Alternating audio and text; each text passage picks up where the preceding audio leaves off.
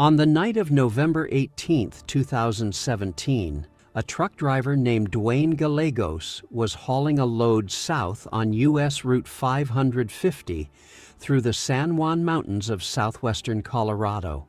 He had driven this road before. He knew its reputation, but a schedule is a schedule, and the load needed to move. Somewhere between Ouray and the summit of Red Mountain Pass, in the kind of darkness that only exists above 10,000 feet, with no moon and no town for miles, his rig drifted wide on a switchback he could not fully see. There was no guardrail. There has never been a guardrail on that curve.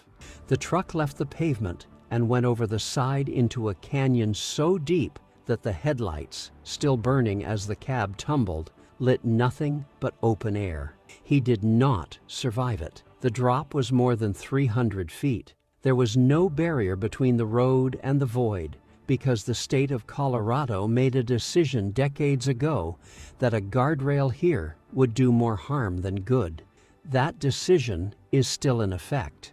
The edge is still open, and the canyon is still waiting on the other side of the white line for anyone whose wheels wander 6 inches too far to the right, on a night when you cannot see where the road ends and the sky begins. This is the $1 Million Highway, 25 miles of U.S. Route 550, threaded through the San Juan Mountains between the towns of Ouray and Silverton.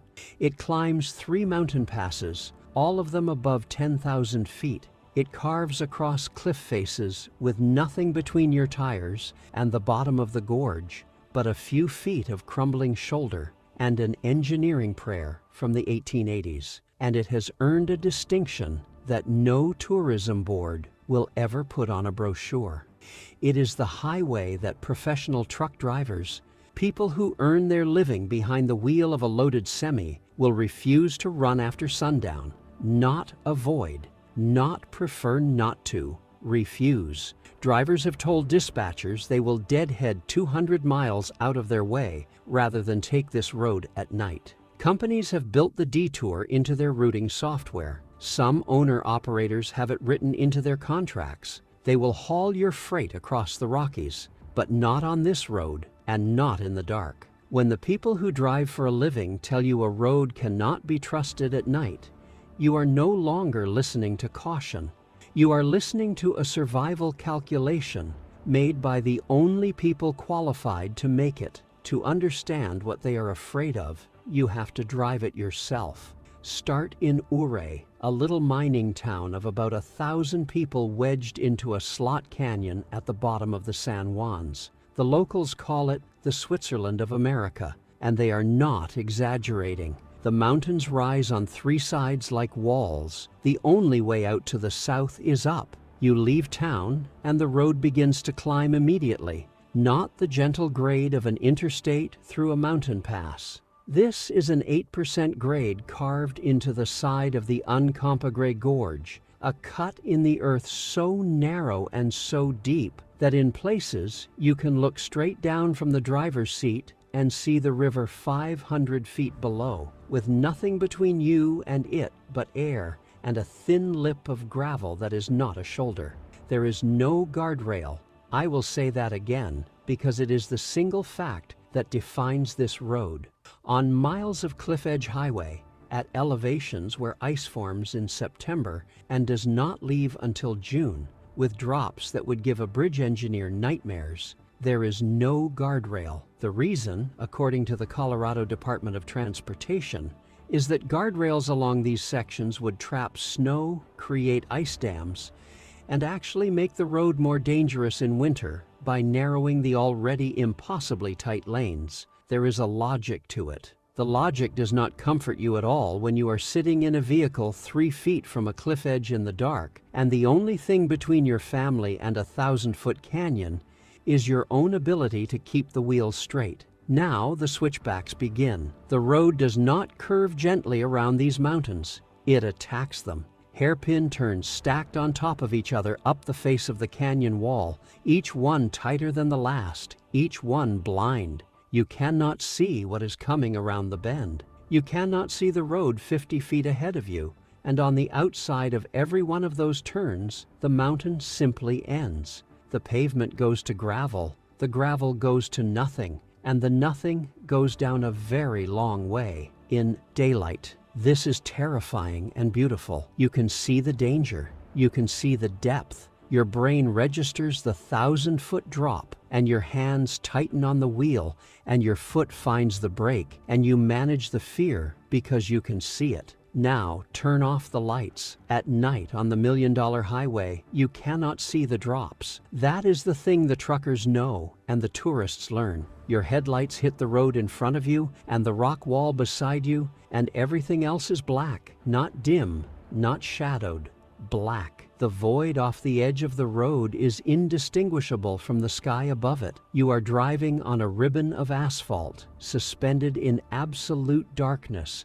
with no visual reference for where the road ends and the canyon begins. The white line, where it exists, is your only proof that the ground is still under you. When the white line disappears around a switchback, and it does, you are guessing. A passenger car can manage that fear at 20 miles an hour with the high beams on. Now put a loaded semi on that same curve. A truck 53 feet long on a turn, built for ore wagons in 1884. A vehicle that cannot stop quickly, cannot turn sharply, and cannot back up if the math goes wrong. A rig whose trailer swings wide on every hairpin, pushing the rear wheels toward the edge that the driver in the cab cannot see.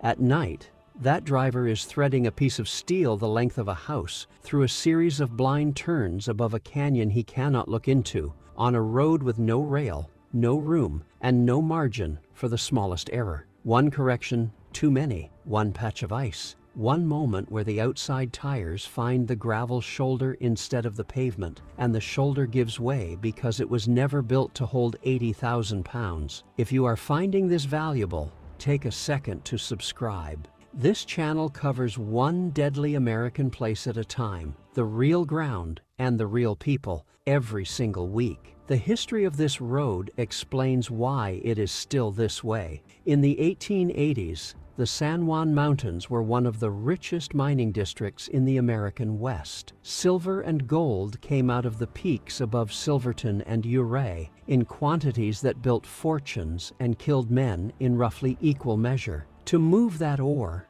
they needed a road, and the road they cut was a toll route blasted and scraped into the canyon walls by hand and by dynamite, following the path of least resistance through some of the most vertical terrain in the lower 48 states. The route the modern highway follows is essentially the same route. It was widened, it was paved, it was improved in the ways that engineers could improve it without starting over from scratch. But the geometry is still the geometry of a mining road. The turns are where the mountain forced the turns. The grades are where the canyon demanded the grades. No one who built this road imagined a 53-foot trailer trying to navigate it in a blizzard at midnight. They imagined a mule. The name itself carries a legend that no one has fully settled. Some say it cost $1 million a mile to build, an extraordinary sum in the 1880s. Some say the roadbed was packed with mine tailings that contained $1 million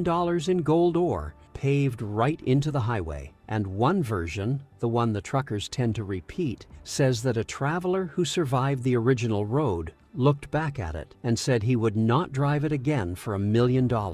Whichever story is true, the name stuck because all of them are believable. Every one of them captures some piece of what it feels like to be on this road. 3 mountain passes. That is what the 25 miles between Ouray and Silverton ask of you, 11,018 feet above sea level. Molas Pass at 10,910. Coalbank Pass at 10,640. Each one is its own world of weather. You can leave Ouray in sunshine and hit whiteout conditions at the summit 30 minutes later.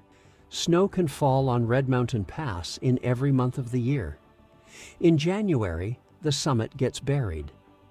Avalanche paths cross the highway in more than a dozen places, marked on maps that CDOT updates every season. When the snow loads get heavy enough, the road closes. Not because of traffic, because the mountain above it is about to let go. Avalanches on the million-dollar highway are not hypothetical.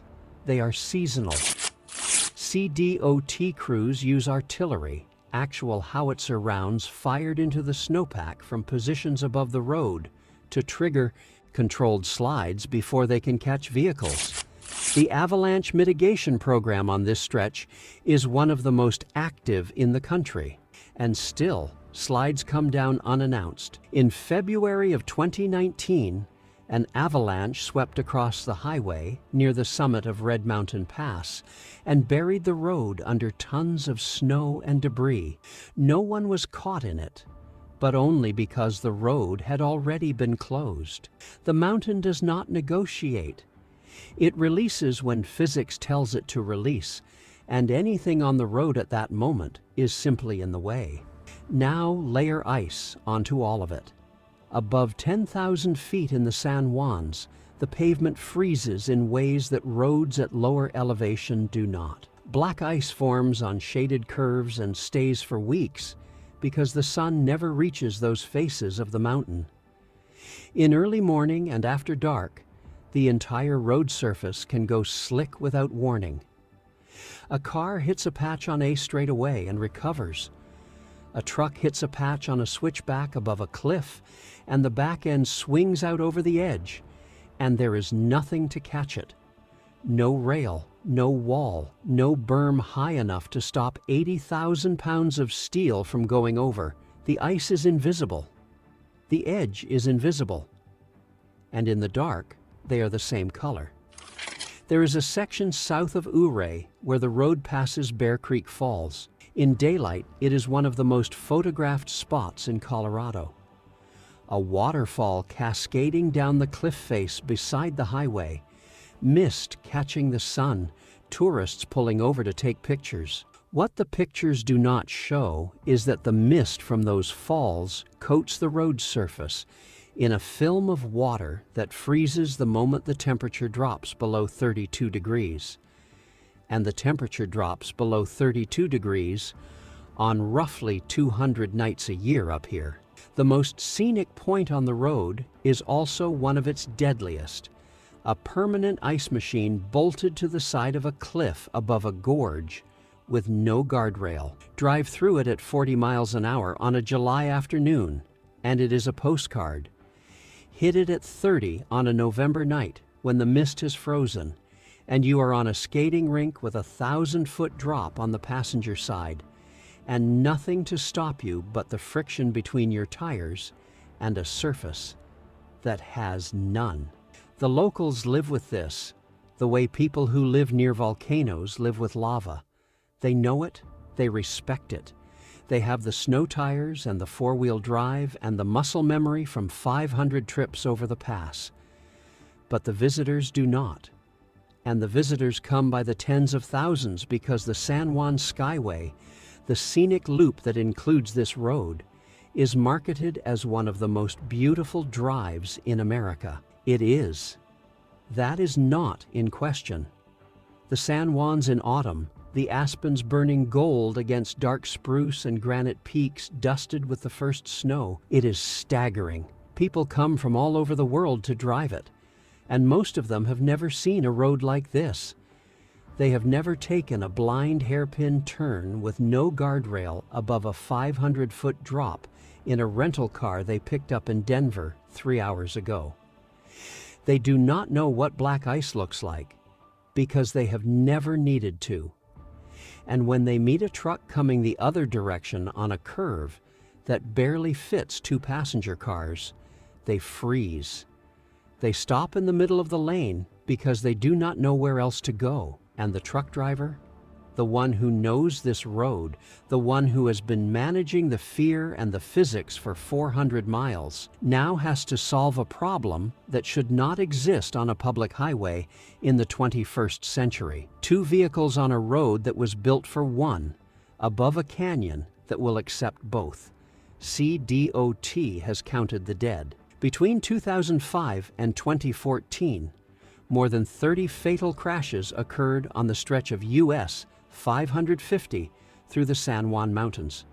In one particularly grim year, the road took 9 lives. Those numbers do not include the injuries, the rollovers, the near misses that left people sitting on the shoulder in the snow, shaking too hard to turn the key. For a road that carries relatively modest traffic, the fatality rate is extraordinary. This is not an interstate through a crowded city. This is a 2-lane highway through a mountain range that sees a fraction of the volume of a suburban commuter route, and it kills at a rate that roads 10 times busier do not match. There is a reason the truckers will not run it at night, and it is not cowardice. It is the clearest-eyed assessment of risk you will find anywhere in American transportation. These are men and women who drive through blizzards in Wyoming, through ice storms on the Great Lakes, through fog so thick on the Central Valley floor that they cannot see their own hood ornament. They do not scare easily,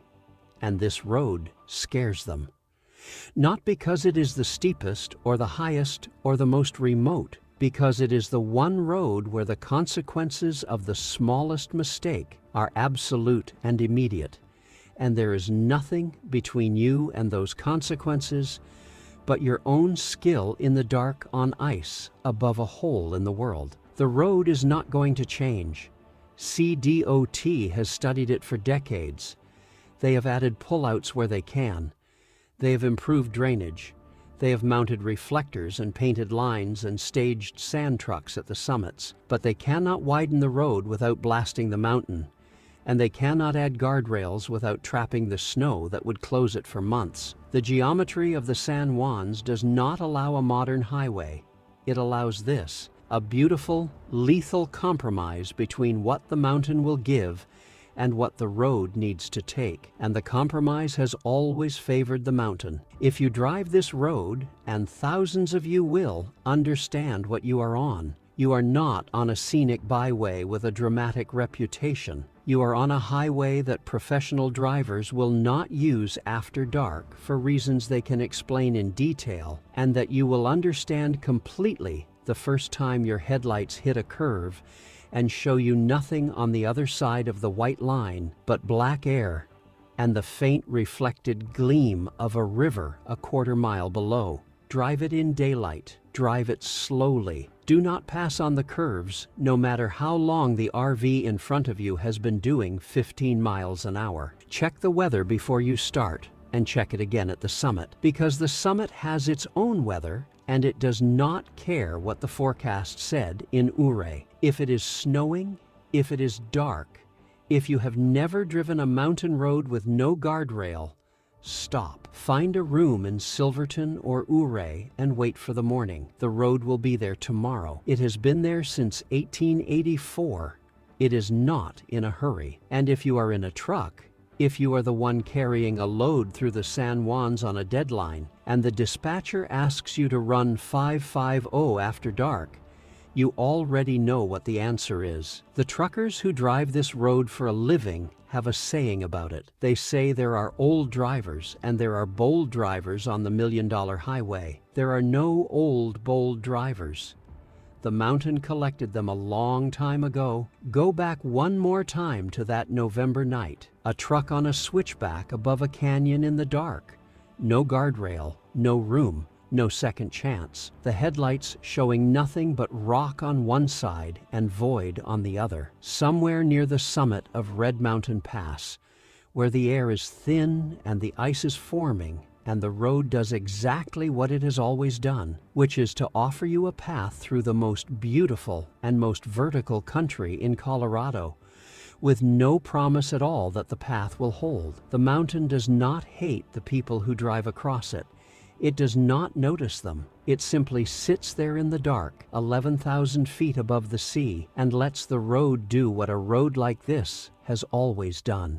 The $1 Million Highway is still there tonight, carved into the same cliff, above the same gorge, with the same open edge it has had since the men with the dynamite cut it. And somewhere out on it right now, somebody's headlights are sweeping across a turn they cannot fully see, above a drop they will never fully know, on a road that asks everything of the person driving it and forgives absolutely nothing. There is another American place on screen right now that kills people in a way almost no one sees coming.